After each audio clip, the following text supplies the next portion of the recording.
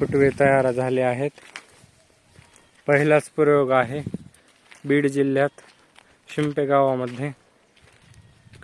7 फुटाचा पट्टा आहे मधला.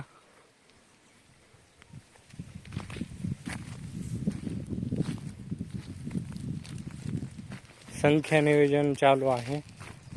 कमी जास्त संख्या आहे, पण 1 नंबर प्लॉट आला आहे. तुम्ही पण सांगा, तुम्हाला या पद्धतीने ऊस लावला असेल तर आम्हाला कमेंट करून सांगा काय काय नवीन त्याच्यात करावे. अशा पद्धतीने फुटवे आहेत.